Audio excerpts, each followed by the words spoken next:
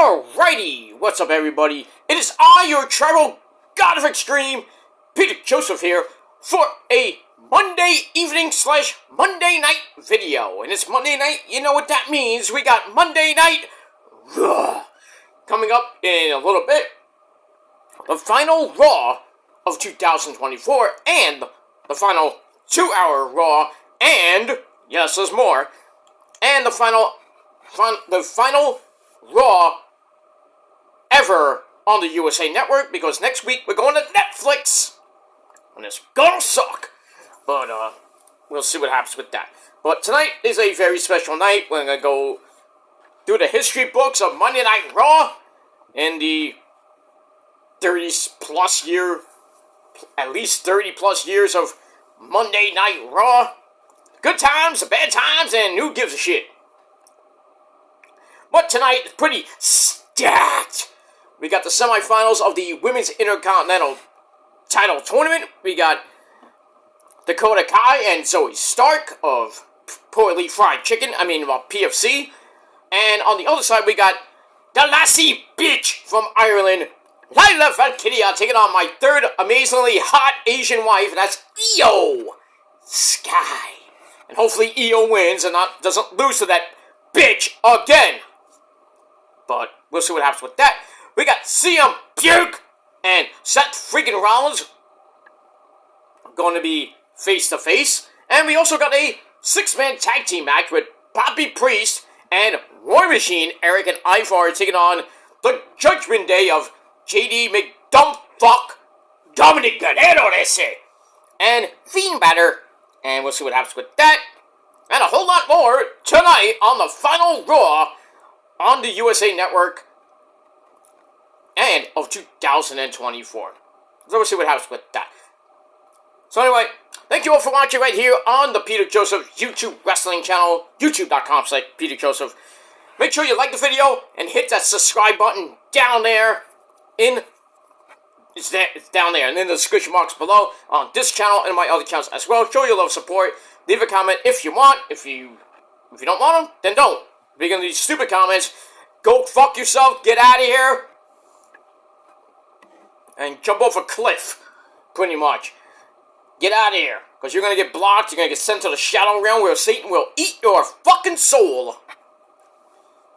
And that's it. If you don't like getting blocked, too fucking bad. Go cry to your mama, bitch.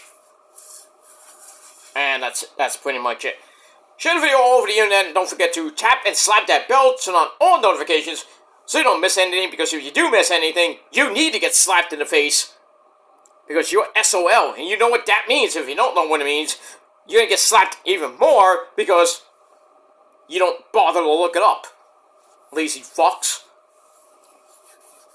And that's all I got to say about that. And if you're brand new here, well, welcome to the party, pal. We hope you enjoy the ride. Sit back, relax, put your feet up, grab a cold one like this one, and enjoy the show. If you like it, great. Go fuck yourself and get out of here. But some people won't, because they're so fucking obsessed. They think they're great, but they're not. This is the horrible UK people that, well, UK's still a decent country, but good bands that came out of there, but, oh boy, if you want to cover some of those great bands, you better practice some more. I'm just saying. Oh, you got 4 million hits! Big fucking whoop. The video is garbage. Trying to cover War Pigs and Paranoid by Black Sabbath, and you're trying to emulate it, and you're trying to mix it with Rage Against the Machine. It sounds horrible. Tom Morello's probably spinning in his fucking bed right now. What the fuck is this shit? Doesn't even sound like my guitar. It's pure shit to me. So what if it gets 4.3 million hits? So what? It still is shit. It's fun when I would get 4.3 million hits. Yeah, but at least their sound is way better than some fucking punk from the UK thinks he's great. He's not. But it is what it is. To each their own. You like him? Great. I don't like him. I like my own music. This sounds way better. I don't care how many hits. It sounds way better. Thank you. It is what it is. I mean, if you want to say, and this moment never got a Grammy. Well, they've been nominated, and they didn't win, obviously, because it was a little bit, not better talent, but, I don't run the Grammys. I mean, I wish I did, but the shammies, they call them, because they don't give two fucks about metal. Rock and Roll Hall of Shame, same fucking thing. I still want to go there and piss on the fucking place. Because it's a waste. It's a sham. They put people that are not even affiliated with rock and roll in there. Like Shaka Khan. I mean, no disrespect to Shaka Khan. She's a great person and everything, but not rock and roll. I'm saying. At least Ozzy's in there twice. Just saying. In this moment, we'll get there eventually. Because it's coming up on the 25th anniversary in a few more years of the first record, which is a banger, by the way.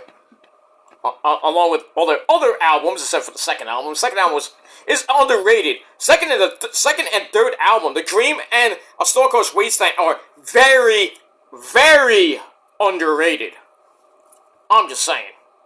Even though the second album is more pop than cookie stuff. But the third album is just a banger. It has a lot of underrated songs. Very underrated songs. Like The Last Cowboy. I mean...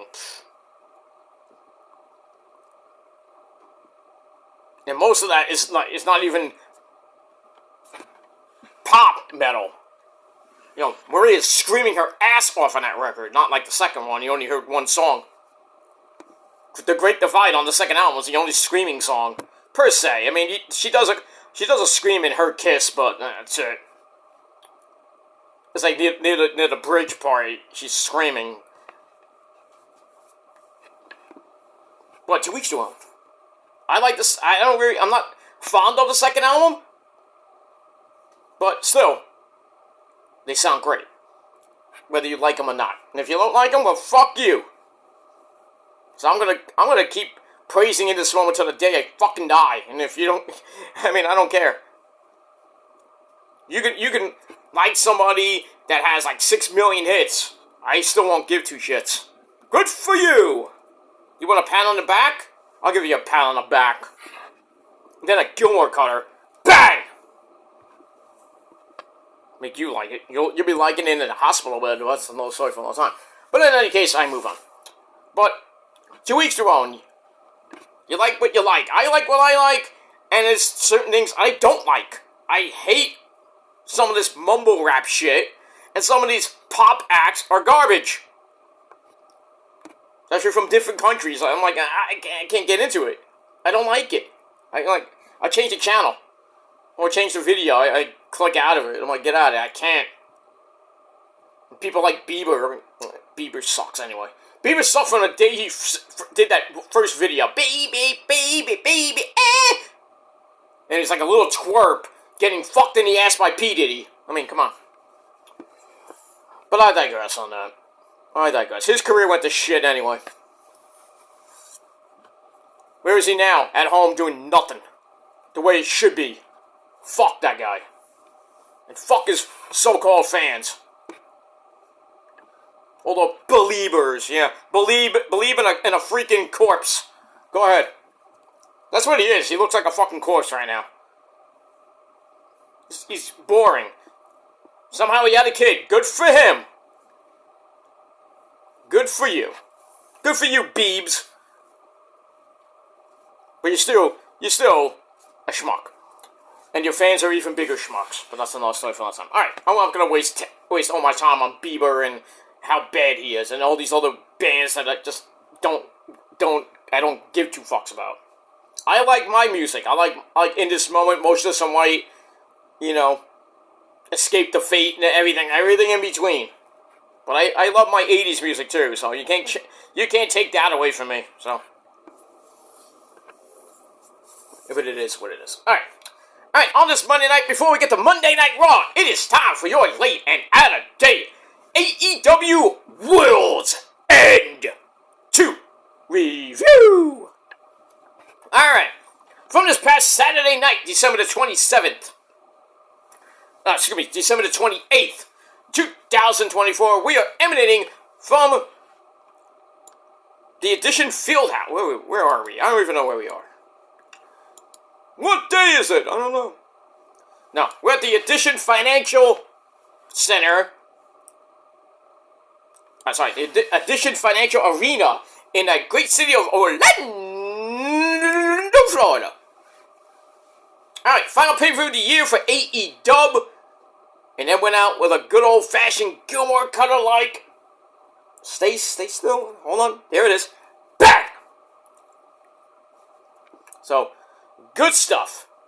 Good stuff. Not many, was there no title changes at all, surprised. We had, a return. Two returns, actually. I think you've seen them if you follow along on my channel, my last two shorts. As always, doing pretty good, because I'm the king of shorts, but it is what it is. But all in all, the final pay-per-view of the year for AEW was pretty damn good. And that's that. Alright, let's get into it. Let's not waste any more time. And that's that. Alright, so our commentary team, as always, man behind the mask, Excalibur, the man from England, the actual, one of the good boys from England, Nigel McGuinness, me love. And my good friend, Tony Baloney Schiavone, or as Jericho would say, Tony Schiavone. Or whatever you would call him nowadays. So we get that. Alright, before we get to the main show, we had the pre-show, we're gonna skim through, as always. So, we had Tony Storm, the rocker, still stuck on her time warp. Let's do the time warp again! So, Tony Storm on the pre-show, of all things, the pre-show, takes on Layla Gray, the baddie. She is a baddie. She is, one good-looking chick.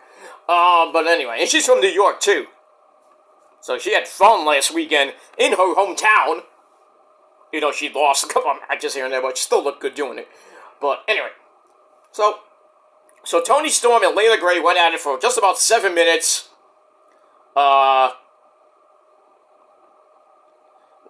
Tony hits the hip attack and then a perfect plex executed absolutely perfect. She has a near fall out of that. Layla gets in a blockbuster for another near fall. She goes for another suplex. That gets reversed into a small package. 1, 2, 3. Tony Storm gets the win. She's been undefeated since coming back from her time warp. And who knows who might be next. And I think we all know it probably will be Mariah May. But we'll see what happens with that as we move on. Alright, so Tony gets the win. We move on. Alright, then we get to I Don't Give a Fuck. And we go to the I Don't Give a Fuck match of the night. On 0 Hour. QT Marshall Not! Came up with Aaron Solo, me bookie. He takes on the last outlaw, Jeff Jarrett. That's J-E, no F, J-A, no R-E, double T. That's Jeff Jarrett. Came out with his posse, basically. The Jolly Green Giant, yeah, I'm surprised he was there. Satnam Singh, the original player from the Himalaya. Our good friend, Mr. Sanjay Dutt. His hot, smoking wife, Karen Jarrett. And Black Machismo. Ooh, yeah! Get it? Jay Lethal, they're all there to wish him well. Well, they go to ringside. I don't know why this match lasted almost 9.5 minutes. But you knew the seconds were going to get involved. So QT goes up top, gets slammed off the top like he's Ric Flair. Then Jarrett locks in a sharpshooter. Of all things, a sharpshooter. Bret Hart's probably pissed right now. That gets broken up by Aaron Solo, me bookie. And then QT Marshall hits his version of the stroke for a near fall. As Jay Lethal comes in. As Aaron Solo was about to smack Jeff Jarrett with the guitar. Black Machismo Jay Lethal took it from Aaron. I think he hit him with it too. I don't know, but anyway. While that was going on, and everybody's kind of out of the ring and everything, Jeff Jarrett comes right back with the stroke, 1, 2, 3 on the man who really doesn't win that much, and that's QT Marshall Not. So, kind of a boring match, and then, later on in 0 Hour, Jeff Jarrett tells his posse that he has a very important announcement to make on, tomorrow, Wednesday night on the program at Fight for the Fallen, and he's going to announce what's next for his career. So, I'm thinking he's going to retire. People are going to be like, no! But he's going to be retiring from in-ring competition, and he's going to be on the commentary team, probably for either Collision or Dynamite. So, I mean, we'll see what happens. I mean, I know Taz came back during last weekend. This past week, I should say, on Dynamite. But I read the report that he's not going to be on most of the time because, he just came back from rehabbing his leg and his shoulder and everything. So I'm thinking they're gonna take Taz off for a little bit and then put in Jeff Jarrett, which I think worked well. Not to say anything bad about Taz, but I'd rather put Jarrett on Collision, or they're saving him for maybe Shockwave if it ever happens. But I mean, sucks that Jeff Jarrett might be retiring from in-ring competition. He's won so many titles I can't count how many, but. He still is not J. J-E-F-F, J-A-R-R-E-T-T. That's Jeff Jarrett. And he's still alone with his baby tonight. Even though he didn't sing that song. He thinks he did, but it was the road dog Jesse James, as we all know. Blah, blah, blah, blah, blah, blah, blah, blah, blah, blah. Alright, so after that, we go to the main event of 0 Hour. We have an 8-man tag team match. We have the Murder Machines of the former Ring of Honor TV champion Brian Cage, along with Lance Archer, and Everybody Dies! He teams up with Action Andretti and Leo Rush, or as I call them, the fake-ass Omega Shenrons. Don't say wear that stupid jacket, it looks like Omega Shenron. But I digress on that. So anyway, they team up to take on Top Flight of Darius and Dante Martin, and probably one of the best tag teams in AEW right now. They don't have a belt, but they're still good. From the 1980s, the greatest decade in all the world, we got Truth Magnum and Turbo Floyd, my good friends, and they follow me on Instagram and Twitter, good guys that they are. The Outrunners. Oh, I can't wait till they win the AEW or Ring of Honor tag team titles. I can't wait. It's going to happen next year. Guaranteed. But we'll see what happens with that. Alright, blah, blah, blah, blah, blah, blah. So, back and forth match they went. And, yeah, pretty much under 11 minutes. We're getting to the end, and pretty much everybody's going crazy. And then the Murder Machines come in and basically destroy everybody, because that's what they do. Leo Rush tags himself in with a blind tag, hits the final hour on Dante Martin to get the win for the team, and nobody gave two fucks. I certainly didn't. So we still got Private Party taking on Leo Rush and Action Andretti. I think it's going to be at Fight for the Fallen or on Collision on this coming Saturday. Wow, I can't believe Collision's actually going to be from 8 to 10, and then after that, we wait for Wrestle Dynasty. It's not going to come on at the same time, because Wrestle Dynasty comes on at 11 p.m. this Saturday night. What about Wrestle Kingdom? 3 a.m. Saturday morning. Oh, we're going to have fun. We are going to have fun. We watch some SmackDown, we go take a nap, get up about 2:30, grab some coffee, and then we watch New Japan. The greatest company in the world. Wrestle Kingdom 19, Night 1. Where is Night 1, but gonna watch that, and then maybe have a little bit of breakfast. Gotta have an early breakfast, and then pretty much sleep the entire day. And then get up for around 7 o'clock, have a late lunch, or, maybe you just skip lunch. You get up during the day, and you just do whatever you gotta do. And then, 7 o'clock, around 8 o'clock, you put on TNT, you watch some Collision for 2 hours, and then you have a late dinner, and then 11 o'clock, back at it with Wrestle Dynasty from 11 to like 1, 2 o'clock in the morning. So, bring your caffeine this Saturday morning and Saturday night. Bring your caffeine pills. Drink a lot of coffee, trust me. We're going to be drinking a lot of coffee in the morning. And then we're going to grab some McDonald's or make some eggs. Do you like eggs? I like eggs. Eggs are cool. But, we're gonna wake up with New Japan Pro Wrestling. Pretty much. At 3 a.m. It's 3 a.m. and must be lonely. Well, I'll be lonely watching the show, but Rose will be sleeping. I don't care. Anyway, we move on. Well, maybe she'll be up watching the show with me. I don't know. But that's not on me. That's on her. She loves New Japan. She wants. I love to go to Japan by myself. I'm sorry. With her. Shh. Anyway, moving on. Alright, so what was I talking about? So, Action Andretti and Leo Rush and the Murder Machines get the win over the Outrunners and Top Flight. And that pretty much ends the pre-show. That's it. Alright, then we go to the main show. We open up with a banger! This is why they should have I'm glad they opened up with this. Continental Breakthrough Champions semifinals. We had the Proto-Star Kyle Fletcher taking on Will Oceanspray. Reach for the sky. Whoa!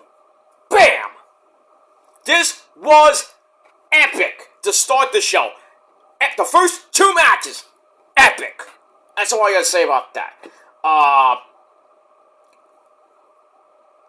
We get a lawn dart into the turnbuckle, and somehow, someway, Oceanspray is gushing blood. I don't know if that was hard way or blade, but he was a crimson mass, blood all over his face. And they just went to war. This is the second match, I believe. They went to war. Near falls galore by the super kicks. But we get in the end a roll up with the feet on the rope. Surprisingly, the referee didn't see that. Near fall for Fletcher. Then a super kick into a Bleen Buster. And I thought he was going to get the win there. But he wanted to do more damage. Hits the Liger Bomb for another near fall. Goes for another Brain Buster. Gets counted into a Hurricane Rana, not a Poison Rana, a Hurricane Rana. And then Oceanspray grabs the Styles Clash, which normally doesn't win a match for him, but this time it actually worked, and he got the pin to go to the finals, where he will face either Okada, defending the belt, or he faces Ricochet for the 3rd time, because he faced him way back when in Britain, remember that one? Then he lost to Ricochet in the quarterfinals on Dynamite on 34th Street last week, which was a great match still, but Ricochet cheated like a little bitch that he is. Now we might get Ricochet Oceanspray 3 in the finals, but we'll see. But this match, clearly 5 out of 5. Just a great way to open the show, and could be in the running for match of the year. I still think it's Oceanspray and Danielson, but we'll see. We'll see. I think it's number 2 on my list. Number 1 is Oceanspray and Danielson. Clearly. But it is what it is. Alright, after that, we go to the other semifinal match. We have Okada, the Continental IHOP Denny's Breakfast of Champions champion. Takes on Rick O'Shit, even though this is non-title. I don't know why it's non-title, because if Okada loses, he loses the belt anyway. Unless he wins the finals.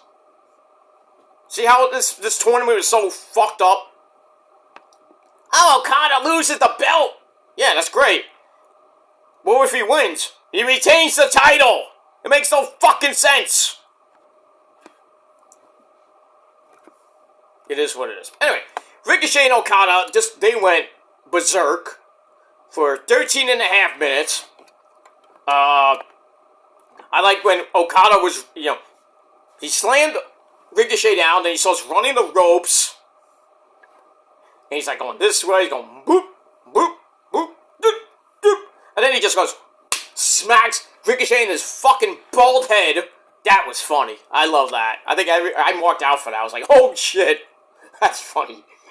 You savage beast here, Okada. Oh, Okada-san. Ichiban. We got that.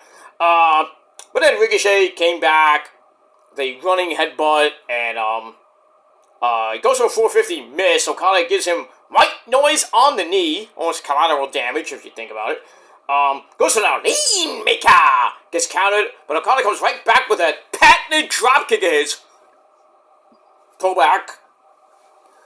And then Ricochet comes back with vertigo for a near fall. Then a very nice shooting star press for another near fall. He loads up the spirit gun. I wonder if that's going to be used in DBZ and Dragon Ball. I bet you it will. Somebody's going to come out. Spirit gun! Bang! Next thing you know, probably be some schmuck like Krillin or some, maybe Trunks will use it. Then again, it could be Goten, but then again, Gohan, those schmucks that they are. Which, as we all know, in Dragon Ball lore, the greatest character in the world is Vegeta. Because I'm the Prince of all Saiyans, you filthy human! Okay, calm down, Vegeta. Calm down, have your sprinkles. Sprinkles, Mr. Gilmore! Sprinkles! I'm gonna eat them and kill you with my gun! No.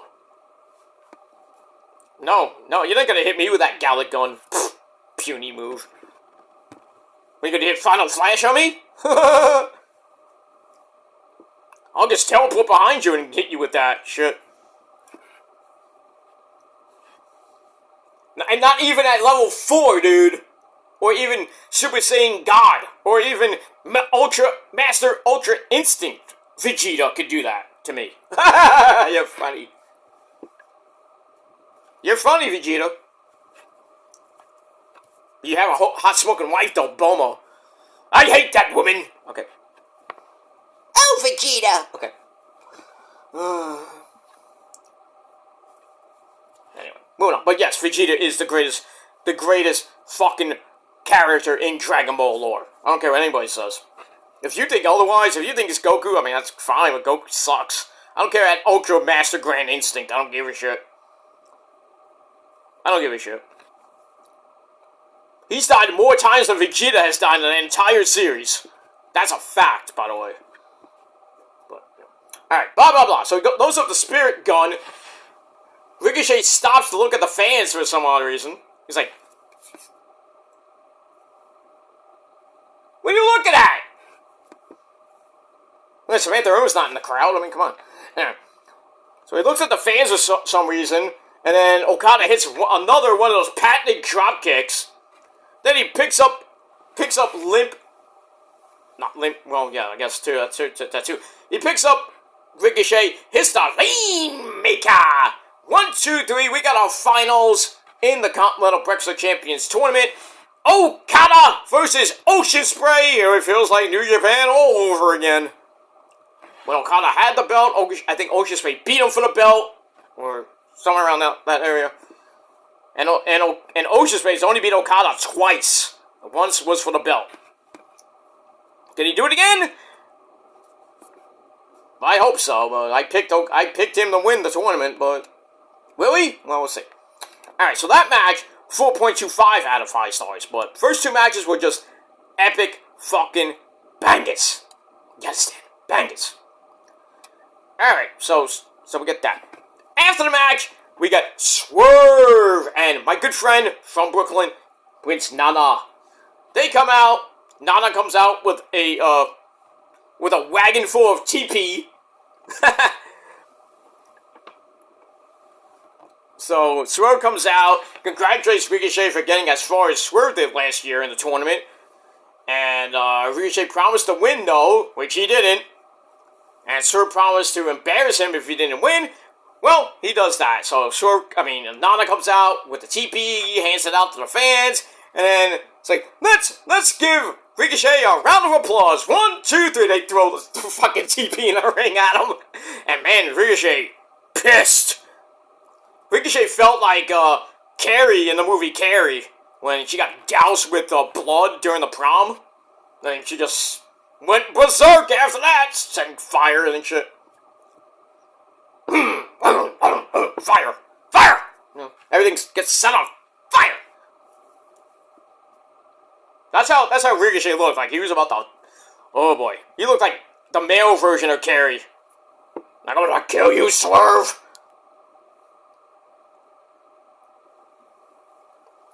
But we got that. Alright, moving on. Alright, match number 3 for the AEW Women's title in a Tijuana street fight, brother. So we had Thunder Rosa, yay! With her dad in the crowd. Takes on the beautiful, scrumptious Mariah May. Wasn't hardcore, no blood. I mean, there was only like 2 matches we saw blood. The Ocean Spray match, and then MJF and Adam Cole, which I'll get to in a minute, which I'm pissed at. But in any case, move on. So they use, variety of weapons, kendo sticks, tables, boards, stuff like that. At one point, Mariah May got so cocky, she went over to Thunder Rosa's dad, biffed his hat off, stole his cane, which then Thunder Rosa came back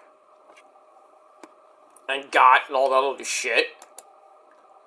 But then eventually, Thunder Rosa chokes Mariah May out with a chair, shouts about her dad.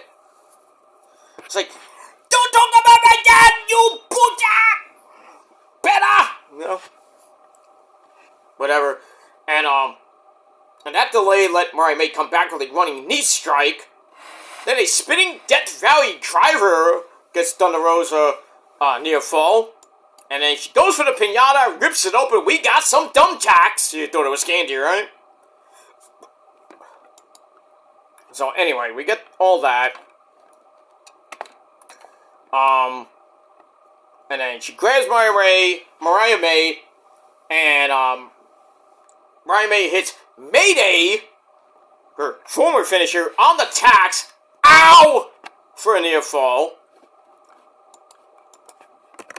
And then eventually Mariah May won with Storm Zero from the apron to the outside table that Thunder Rosa set up on the outside. And she pinned her on the outside of the ring. 1, 2, 3, because falls count anywhere, obviously. And that's it. So Mariah May retains the AEW Women's Championship. And match was alright. 3 out of 5 stars. And that's it. So we'll see where Mariah May goes next. I think her next target is Toni Storm. As we hit the new year. And going into Grand Slam Australia, mate. But we'll see what happens from there. Alright. So let's move on. If we can. Alright, I'm not going to go into any order. MJF and Adam Cole, baby, for the Dynamite Diamond Ring. Pretty good match. Adam Cole got busted wide open. I forgot how. And then MJF was working on the bad leg, the bad ankle of Cole. And then MJF was trying for the figure 4 around the ring post. Cole blocked it and then sends MJF into the ring post. He busted wide open. We had Michael Kanellis-Bennett. And I'm Matt Taven at ringside. And somehow, someway, I think it was Bryce or Rick Knox, says, "You are out of here." Kicks him out. We don't see him until near the end of the match. And then with them out, MJF grabs the Dynamite Diamond Ring. Tries to hit Cole with it. Cole comes back. But eventually, MJF kicked Adam Cole in the nuts again. Then hits the Heat Seeker. 1, 2, 3. And MJ tried to hit him with Cole with the Dynamite Diamond ring. He missed. Cole somehow got the ring. And, but the referee was, I don't know, the referee was about to see it. But long story short, MJF wins the match after a kick to the nuts. And then hits the Heat Seeker in under 15 minutes. So MJF for the 6th year in a row still holds that stupid goddamn ring. 6 years. If that was a belt, he would break Roman's record automatically. But it's a stupid little diamond ring. Whoop-de-goddamn do. But 6 years? And you know this Cole MJF feud is going to continue. Why? Oh, I'll tell you. MJF loads a chair and tries to Pillmanize the leg and ankle of Adam Cole, baby. But then we hear the music of Roddy! Roddy's back from his, his injury, his arm injury. He's back. He runs in for the save. And then, well, he comes out. Kyle O'Reilly Auto Parts comes right behind him. Then he hit a high-low on MJF, cuts him down, and then he goes up the ramp, and then eventually Taven and Bennett come out, and they go in the ring, and then we have now a full version of the Undisputed Kingdom. So we have Adam Cole, baby, Matt Taven, Michael Kanellis Bennett, Kyle O'Reilly. He hugged Cole after the match. I'm like, oh wait, he's in another faction called the Conglomeration, or is he? Can't be in two factions at the same time, dude. But anyway, Kyle O'Reilly hugging him, he's hugging everybody, and now Roddy's back. So now the Undisputed Kingdom is now full. Is now one big happy family. So I guess Kyle took the place of Wardlow. Bye-bye to you, sir. And that's it. But I think Adam Cole and company still, might be going after MJF. So we'll have to see what happens this Wednesday night on the program. But I am not happy about it, because I wanted Cole to win the Dynamite Diamond Ring. Finally end the five-year reign of that stupid fucking ring. And what happens? MJF did his chicanery, kicked Cole in the ballsack, and he won. He retained for the 6th fucking year in a row. When is it gonna end? Hopefully next December. Because I can't deal with this shit. With him holding a stupid fucking ring that he probably bought in a fucking Cracker Jack box. Oh, that's a Spaceballs joke. You gotta love it. I found it in a box, in a Cracker Jack box. I lost the ring! Forget the ring! I found it in a box of Cracker Jacks.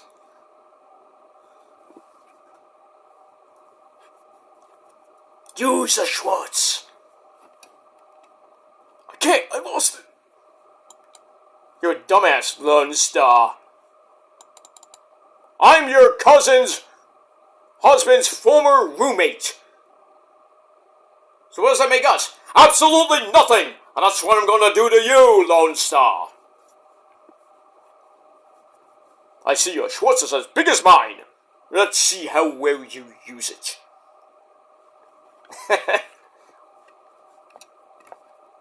That's so... you gotta love Spaceballs. You hate Spaceballs. There's something wrong with you. And you need to get slapped violently. I mean, violently. To the point where you're like... Ugh.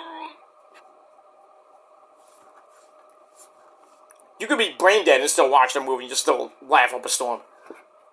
But I digress on that. Anyway, moving on. Alright, match number 4 or 5. I don't even know what number we're up to. But anyway, for the Intercontinental title, we had Kensuke Takeshita. Came out with Doghouse, who sits at ringside on commentary. He takes on Powerhouse, Will Hobbs. I was really hoping for a title change here, but did we get it? No. Nope. Hobbs is that spine buster is. Somehow Takeshita kicked out of it. Then they go up to the top. Hobbs manages a super power slam Then he takes off that knee brace, which he got injured a few months ago. And Takeshita hits him in the face. I don't know with that, but anyway. He grabs a guillotine choke. Pretty much almost put Hobbs to bed. But he sets up in his Raging Fire. 1, 2, 3, Takeshita still your reigning, defending, undisputed Intercontinental Champion, so he's gonna go to Japan and defend it against, I don't know who, maybe Shingo or somebody. So, we'll see what happens with that next weekend. This weekend, I should say, not next weekend. So, we'll see what happens. But Takeshita gets the win, and I didn't really give 2 fucks. Under 16 minutes, what are you gonna do? 3 out of 5 stars. I gave Adam Cole and MJF 3.25 out of 5 stars. And we get that. Alright, then we go to the TBS title. Actually, before that, we got Okada he says he's gonna beat Will Ospreay like his little brother. Bitch. I didn't know Ospreay had a little brother. Bitch. Moving on. Alright, there we go to the CEO. Mercedes Moné defended the TBS title for the second time against Chris Statlander. So this is round 2. Electric Boogaloo. Fight. So, this was actually pretty decent. Not great, but decent. Back and forth they went. I love the part of the match where Mercedes does her homage to my good friend Eddie Guerrero ese. Hit not 1, not 2, not even 3, 4, 5, but 7. 7 suplexes. Like the 3 Amigos. She hit it 2 times. And added 1 for extra measure. You like that, Eddie? Oh, I love that! I love that, ese pero. That Mercedes Moné, you know, if I was alive today, ese pero, I would really show her my Latino heat. I don't know about that, but... You mean I can't? Well, you're dead. You have China up there. Yeah, I know, but Ay, Dios mío. I know, Eddie. I know it's hard up there. You got China and you got all those other women up there. You know, you can have fun with. But you have China. You should be with China. Yeah, I'm always with China. You know, you gonna have a great New Year's Eve party up there. With everybody. With China and everybody gonna ring in the New Year. Yeah, I'm gonna ring it in. I'm gonna drink my sangria and have fun with China. We're gonna dance and party. Yeah. Just watch out for Jerome. I hate that guy, Jerome. That guy's a gringo. Well, he is what he is, What'd you say, motherfucker? No, he said you were a great guy, Jerome. Okay, I'm gonna go smoke my cocaine now. Go ahead, Jerome, go ahead. Jerome! I told you to snort that cocaine and get away from Eddie! I'll put you through a freaking table. Okay, Mike, calm down, please. I'm sorry, but I don't want anybody messing with my good friend Eddie Guerrero, okay? Okay. I didn't know you were friends. When did you become friends? Last week. Okay. We had a bottle of sangria, you were hanging out talking about the fat chicks and shit? Yeah, Eddie likes those fat chicks too. I didn't know that, Eddie. I know those fat chicks, Essie. They make me laugh. Well, China's not fat. Why are you messing with the fat chicks? You got China. No. I'm talking English here. Oh, I have to speak in Spanish? Pero. I'm sorry. Eddie, Eddie likes fat chicks. I mean, I do too, sometimes, Nothing wrong with that. To each their own. But anyway, so she hits that. I marked the fuck out. When she hits 7 of them. Anyway, the crowd's going nuts. And then, even make Eddie more happy, she hits the Eddie Guerrero ese frog splash. Doesn't win the match, gets a near fall out of that. Goes for Meteor in the corner, missed. And then Statlander hits a package pile driver for a near fall. And then they battle it out. They go to the outside. Mercedes hits the Pliant Statlander with the Money Maker. Ouch. And then for some odd reason, Moné breaks up the 10 count. The referee was at 9. She could have won by DQ. Not DQ. Won by count out. Still retained the title. But she wanted to do more with damage. She put Statlander's foot in between the ring skirt and the steel. Bam! Ow! That had to hurt. And then Statlander comes back, takes over a boot, hits an F5 on the apron. Ow! Then another one in the ring to make it even more bad for Mercedes. Gonna sit up Tombstone on the apron, and somehow Mercedes got in at 9.5. And then Monet locks in the STF, sends Statlander to their apron, and then Mercedes with the ankle lock. That has to get broken up as well. They get back up. Mercedes spins her around into an arm trap cradle. 1, 2, 3. Mercedes Monet retains the TBS title. Ugh! 25-minute match, but still was pretty damn good. 3.25 out of 10 stars. Now, who does Mercedes get beat by? I say a woman that is probably going to be losing that Ring of Honor title pretty soon. That's Athena. I doubt it's going to be Camille. Because I don't even know what they're doing with her anymore these days. But we get that. Alright, then we go to match number 7. The Continental Breakfast of Champions. And for the Continental Breakfast of Champions title, we have Okada defending against Will Ocean Spray. This was another banger. Ocean Spray comes out with his head all taped up, looking like a small version of Piccolo, without the cape and everything. But they went at it. They beat the crap out of each other. Okada went for the Rainmaker. That get counted to the Styles Clash for a near fall. And then Okada comes back with a Rainmaker. He gets 2.9999995. And Ocean Spray can barely stand up, but somehow reverse another Rainmaker into a Spanish Fly for a near fall. Then he picks up Okada, hits Stormbreaker, and I thought it was done. We're gonna get a new champ. Did we? No. Okada kicked out at 2. Then Ocean Spray sets up for the Hidden Blade. Okada ducked that. Goes for the main Rainmaker. That gets countered. But then Okada comes right back again with the Rainmaker. Turning Ocean Spray inside out. Goes for the cover. 1, 2, 3. Still, your Continental IHOP Denny's Breakfast of Champions champion, Mr. Kazuchika Okada. So Okada retains the belt, and he makes history with winning his 5th tournament. God damn, this guy is amazing. I mean, he's held that belt for pretty much all. When did he win that? This year, I think, right? Getting close to a year with that title. So we get all that. So match was great, 4.25 out of 5 stars. But then after the match, Christopher Daniels, the Fallen Angel, comes out. I'm not gonna put on Raw. This was about to start the final Raw of the USA Network era. Final 2-hour show, ladies and gentlemen, for the whole year. Thank God. We still got NXT for 2 hours, Dynamite for 2 hours. SmackDown will be 3 hours this Friday night. And then we got Collision for 2 hours. So we got that. Buddha! Alright, so Christopher Daniels comes out and says that, well, congratulations, Okada. I would go down and give you the belt, but I'm no longer an EVP. But this guy is. And then we hear the music of Kenny Buck! God almighty! Kenny Omega comes back. Looks great. Right before his match with Gabriel Kidd at Wrestle Kingdom or Wrestle Dynasty.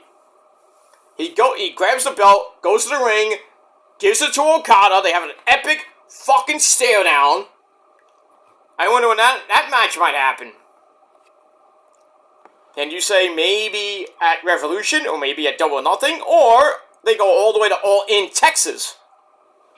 So we'll see what happens with that. Nice suit, Seth Rollins. Holy shit. Nice, like gold suit with a silverish white shirt and a tie. From the Men's Warehouse. So him and Puke, see him Puke coming in with an Avengers shirt. And a Chicago Blackhawks hat on. They suck too. So he comes in, says hi to some security guard lady. Hi, how you doing? I don't have to go through the metal detector. Dumb fucks.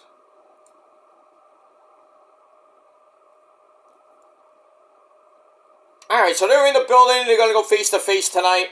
And for the final time, they're in Houston, Texas, by the way, at the Toyota Center. For the final time, Joe Tessitore and bad news, Wade Barrett. And I'm afraid, Joe, I got some bad news for you. The final time we're going to see Joe Tessitore and Wade Barrett on Monday Night Raw. Next week, we got Michael Cole back on the Raw commentary table with his good friend Pat McAfee forever. Because Pat McAfee is, he's going to be full-time. No more him going away in September for the boring as fuck college football crap. We're going to see him pretty much every Monday night on Raw. And on SmackDown, probably be Cole and Corey Slave. Look at that. Oh, no. Here comes the new day of Xavier Woods and Kofi Kingston. They're coming out, getting booed again. Oh, boy. I don't even want to listen to this. Thank God I'm not. I got it on mute. Alright, so Okada and Omega. Woo! One more time. It's gonna happen sometime next year, and I can't wait for that. Whether it be for the Continental title, could be just one-on-one again. God forbid it goes 60 minutes again. Oy. I remember that match. I remember all those matches. It was just every match was just progressively better than the first one. The first one was great too. I think that'll be their fifth. I think their fourth or fifth match they've had, if it does happen next year. But we'll see.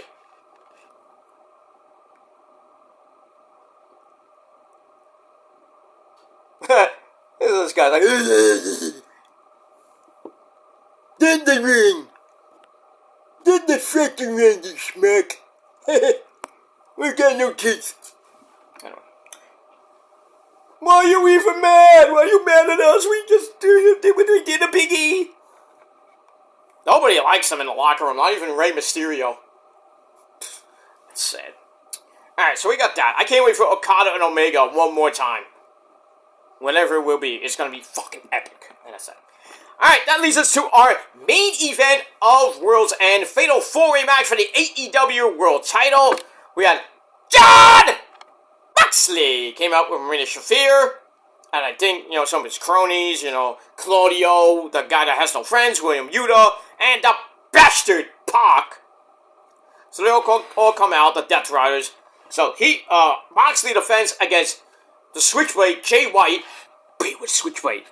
This guy, Hangman Adam Page, who's about to do some cowboy shit. And the freshly squeezed orange juice. Orange chest. Match wasn't what I thought it was going to be. I thought it was going to be chaos. Nothing really to write home about, but, Moxley did bleed, but it was from the back of the head, not the front of the head, but anyway, he shrugs off Orange Cassidy's penalty kick, and it wasn't good. It was just a bit outside. And gives him a Gilmore cutter, and all four men are knocked down, and then everybody's hitting their finishers until Moxley gets the orange punch again, and then Hangman and Page takes out the referee. Then he gives Moxley the Deadeye. As, the Yeet Man, Jay Uso, come down from the crowd. Yeet. Happy Yeet Year tomorrow for all you people that celebrate.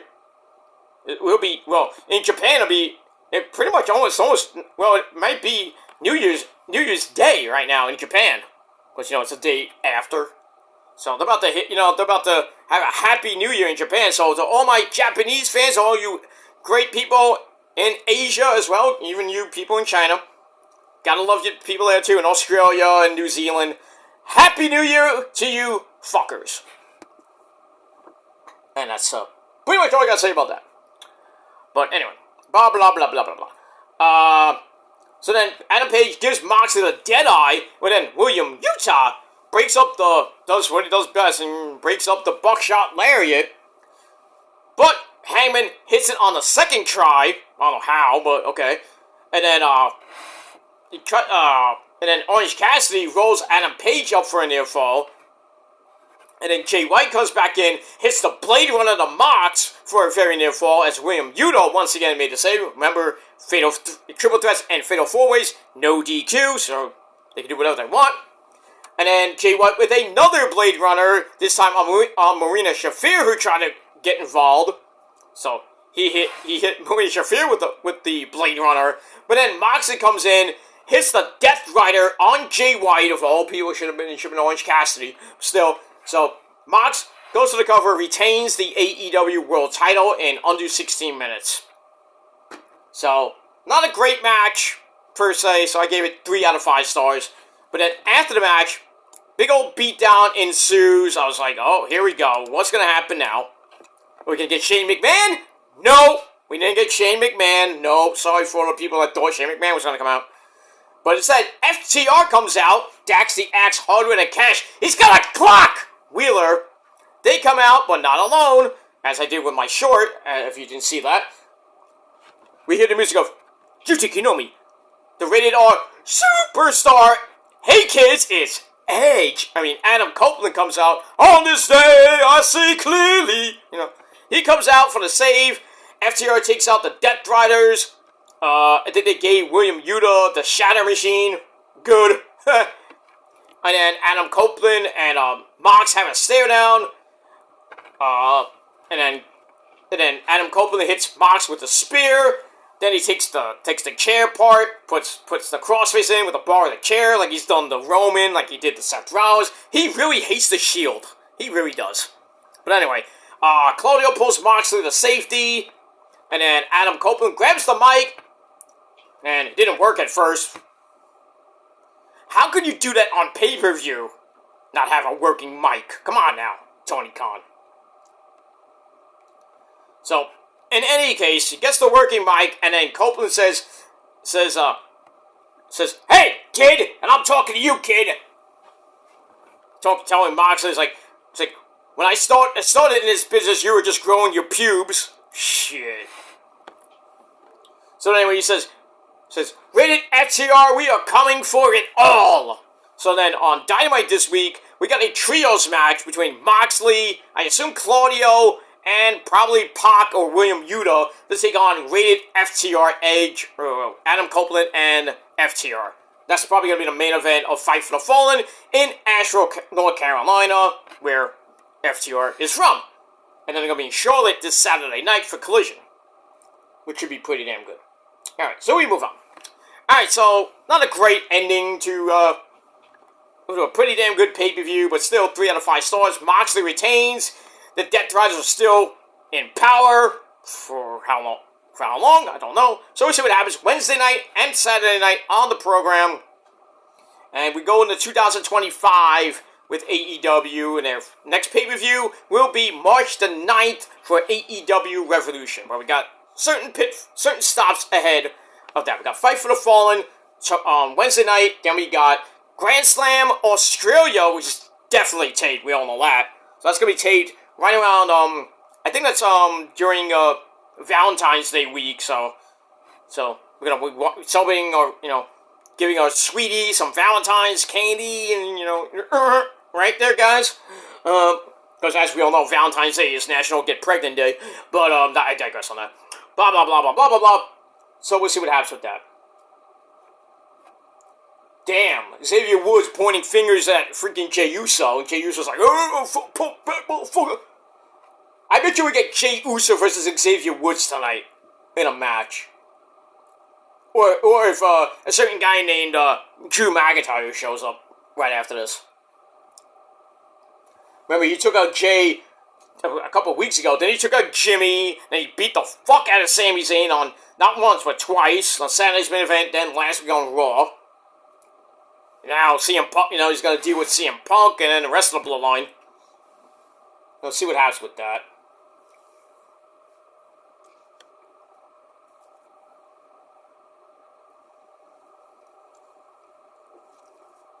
So now he's talking about Solo Mibuki and the fake as fuck bloodline. Gonna handle that. He's gonna handle Drew McIntyre. He says, I'm going to handle that myself. So he calls out Drew. He says, get your ass out to my ring right now. But then instead of Drew, Solo is in some part of the building, behind a brick wall. And we got Tama Tonga, the original gremlin. And then Jacob Fatu. Jacob Fatu's looking like he's wearing a turban. What the fuck? It was like a big old hat. Looks like a turban. I don't know, but anyway. I love you, Solo! Because Tonga Loa is injured again. I think with his pec injury. He has a pec injury or a leg injury, some type of injury. What else? So Solo's talking about, Roman. He's gonna get his butt kicked by Roman next week. And he says, my bloodline's the real bloodline. Yeah, sure it is. He said the Ulafalo's not going anywhere. Well, we'll see. Yeah, pretty much hypes up next week's Tribal Combat match against Roman, which, I mean, anything can happen next week. I think The Rock might show up next week, because there was the leaked Royal Rumble entrance thing got leaked, and there goes Drew. I knew it. Drew attacks Jimmy from behind. Damn, he looks like $1 million. How come there are 3 mics in the ring? Where did 3 mics come from? I guess with Xavier and Kofi going bye-bye. So we get that. Now Drew's beating the shit out of Jay. Beating the crap out of him, and he goes, is that a pose, or he's like, I don't know. Anyways, now he's about to load up for the Claymore, and I bet you that CM Puke's gonna come in about 3 seconds. Upsy daisy! 3, 2, 1, super kick! Jay with a super kick, and now we got a Pier 6 brawl. He's going to town on Drew with some ground and pound. And then they look like they hit the Glasgow Kiss headbutt at the same time, but Drew actually got up from that. Now he's going for the Claymore again, and on cue the referees and Kenny Dykstra comes out. Kenny Dykstra, of all people, the only guy. Where's the other guys? Oh, there he is. There's Daivari. There's Jamie Noble. Hey, where's Angle's son? Where's Kurt Angle's son, Jason Jordan, in all this? Was he in the back, in the catering, having a taco or something? Shit. But it is what it is. Alright, that is it for that. Alright, that's it. Alright, so Edge and FTR 6-man tag team match with the Death Riders. We'll see what happens on with that on Monday. On Wednesday night, Dynamite Fight for the Fallen, and that's that. But we got a lot of shit to talk about on Saturday, and Drew's going back to the ring to beat up Jey Uso some more. Why not? There's the Claymore kick. You gotta love it.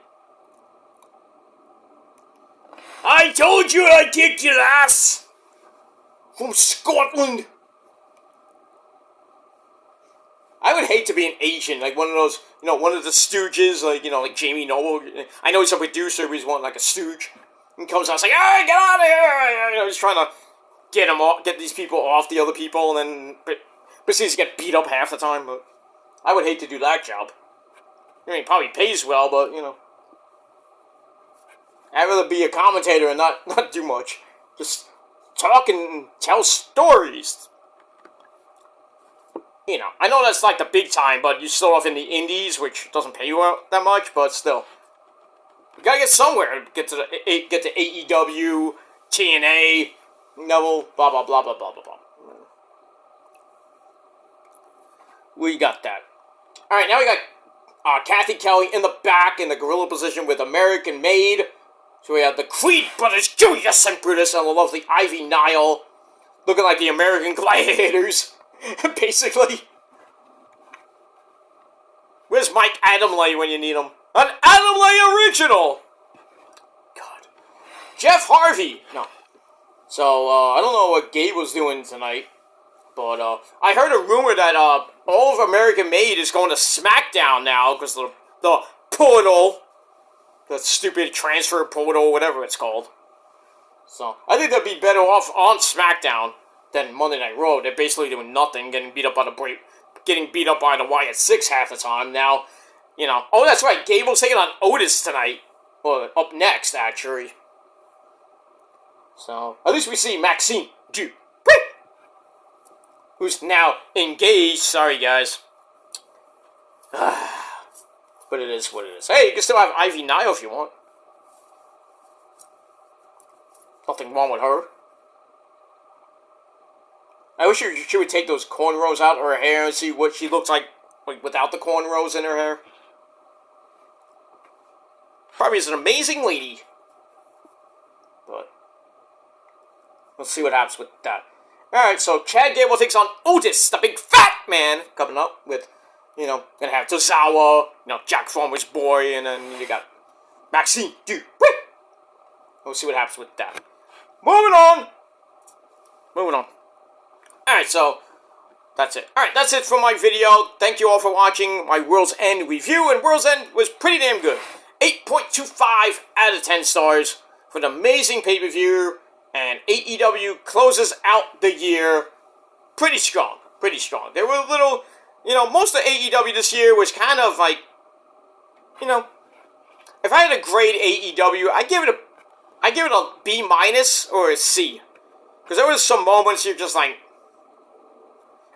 on certain editions of Dynamite, mostly Rampage was just garbage the entire year. Thank God that's over.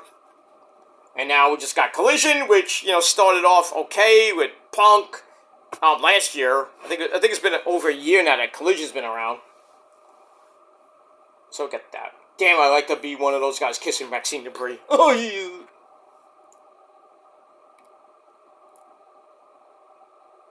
So, I mean, it is what it is. So AEW had a pretty productive year, I thought. And I'd probably give them, like I said, a B minus to a C. WWE, no doubt, gets an A minus from me. A minus. I'd give them an A plus, but, you know, there's certain things I did not like about WWE during the year. NXT automatically gets an A. An A. Not an A plus, but an A. A!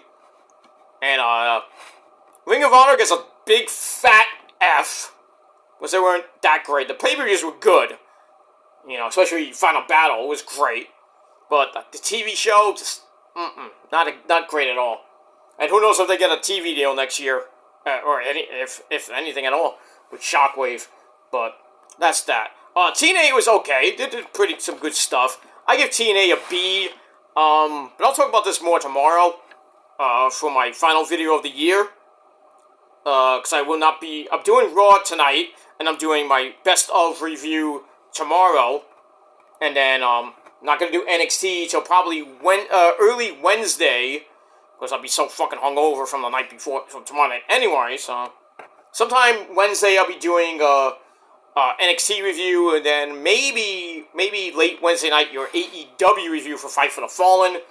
And then, we'll see what happens during the weekend. I might do, Wrestle Kingdom and Wrestle Dynasty together in one big smorgasbord on episode 57 of the Shadows Lair, the first edition of that, of the new year. TNA Ring of Honor, also Thursday night. And then when we get to Friday, we'll just do SmackDown. That's it. And